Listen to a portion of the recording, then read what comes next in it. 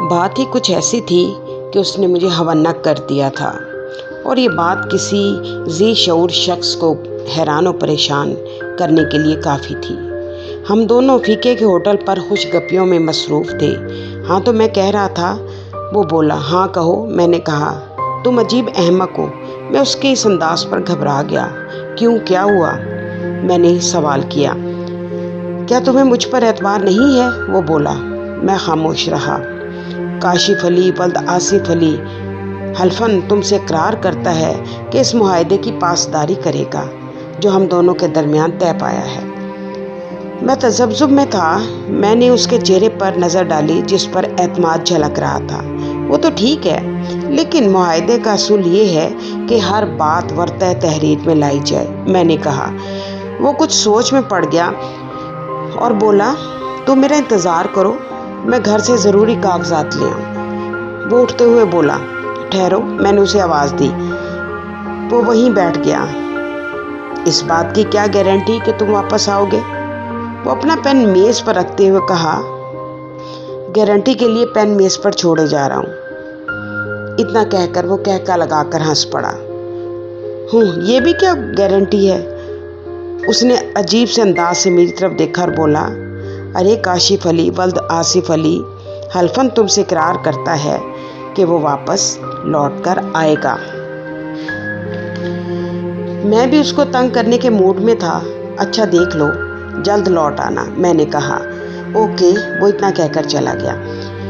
اسی دوران میں نے فکے سے چائے کا ایک اور کپ منگوا لیا، اور پھر وہی ہوا جس کا میرے دل کو دھڑکا لگا ہوا تھا۔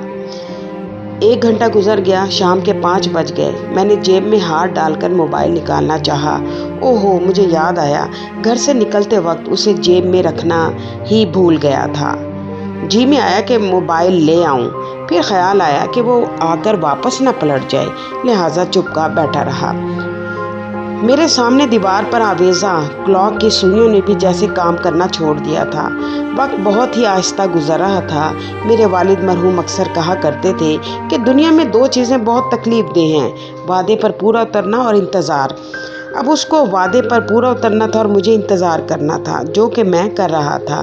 6 اور پھر 7 بج گئے۔ بابو جی کتنی دیر تک بیٹھو گے؟ کھوکھا بند کر کے گھر جانا ہے۔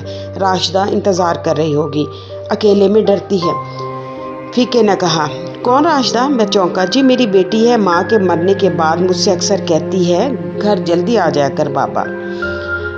فیکے بس کچھ دیر اور، میں نے کہا، اور وہ میرے لیے چائے کا ایک اور کپ بنانے چلا گیا۔ اور پھر 8 بج گئے۔ میں اٹھنے ہی والا تھا کہ مجھے وہ سامنے سے آتا دکھائی دیا۔ اسے دیکھ کر مجھے بے حد غصہ آیا۔ دل چاہا کہ اس کا منہ نوچ لوں، پھر خیال آیا کہ نہ جانے کیا مجبوری ہوگی جو اسے دیر ہو گئی۔ وہ میرے سامنے آ کر بیٹھ گیا۔ اس کا چہرہ مرجھایا ہوا تھا، جیسے ابھی ابھی تازہ چوٹ کھا کر آیا ہو۔ اتنی دیر کیوں ہو گئی؟ میں نے سوال کیا، لیکن وہ پھر بھی خاموش بیٹھا رہا۔ اب کچھ بولو بھی، میں نے جھنجھلاہٹ میں کہا۔ سنو، وہ میری طرف دیکھے بغیر بولا۔ کیا ہے؟ میں نے کہا۔ میں تمہارے ساتھ کوئی معاہدہ نہیں کر سکتا، وہ بے دلی سے بولا۔ کیوں؟ میں حیران رہ گیا۔ میرا منہ کھلے کا کھلا رہ گیا۔ صرف اتنی سی بات کہنے کے لیے تم نے 4 گھنٹے لگا دیے۔ اب جب کہ ہم دونوں معاہدے کی تمام شرائط پر راضی ہو گئے تو تم اپنے وعدے سے مکر گئے۔ وہ خاموش رہا۔ مجھے اس پر بے حد غصہ آیا۔ تم ایک گھٹیا انسان ہو۔ میرے دل میں جو آیا میں بولتا گیا۔ وہ خاموشی سے سنتا رہا، پھر بولا، کبھی کبھی ہم وقت اور زندگی کے ہاتھوں بہت مجبور ہو جاتے ہیں کہ پلٹنا بھی چاہیں تو آ نہیں سکتے۔ وہ اتنا کہہ کر خاموش ہو گیا۔ دل میں آیا کہ اس کو بے نقص سناؤں، لیکن کیا کر سکتا تھا؟ میں نے تو اس سے یہ پوچھنا بھی مناسب نہیں سمجھا تھا کہ اس پر کیا افتاد آن پڑی کہ وہ اپنے وعدے سے مکر گیا تھا۔ میں گھر لوٹ آیا، بے دلی میں گھر کا تالا کھولا اور اندر آ گیا۔ دل میں خیال آیا کہ مجھے کم از کم اس سے پوچھنا تو چاہیے تھا کہ اس پر کیا افتاد ٹوٹ پڑی کہ اس نے مجھے انکار کر دیا۔ میں نے فون ٹیبل پر سے اٹھا لیا۔ یہ کیا؟ میں حیران رہ گیا۔ میرے فون پر اس کی لاتعداد کالز آئی ہوئی تھی۔ میں نے جلدی سے اس کا نمبر ملایا۔ دوسری طرف سسکی اور آہوں کی آواز سنائی دی۔ غالباً مسز کاشف بول رہی تھیں۔ جی بھابھی کیا ہوا؟ میں یکدم حیران رہ گیا۔ میں کتنی دیر سے آپ کو کال کر رہی ہوں، وہ بولی۔ خیریت تو ہے؟ میں نے پوچھا۔ وہ آواز ان کے گلے میں روند گئی۔ کچھ بتائیں بھی؟ میرا برا حال ہو گیا۔ کاشف کا 4 گھنٹے قبل ٹریفک کے حادثے میں انتقال ہو گیا ہے۔ کیا؟ نہیں، ابھی تو وہ میرے ساتھ تھا، میں ہونک ہو کر بولا۔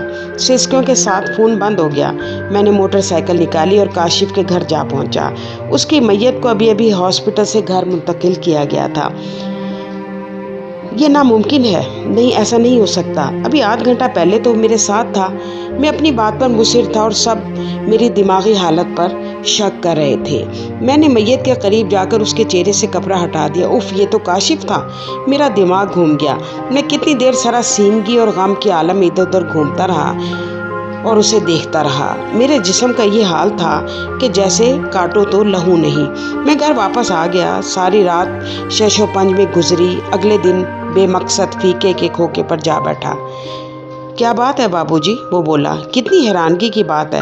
میں نے اسے سارا واقعہ سنایا۔ وہ بولا، بابو لیکن کاشف بابو تو پلٹ کر نہیں آئے تھے اور آپ ان کا انتظار کرتے کرتے آخرکار چلے گئے تھے۔ میں نے بے یقینی کے انداز میں فیکے کی طرف دیکھا اور وہاں سے اٹھایا۔ کاشف کے آخری الفاظ نہ جانے کیوں میرے دماغ میں گونج رہے تھے۔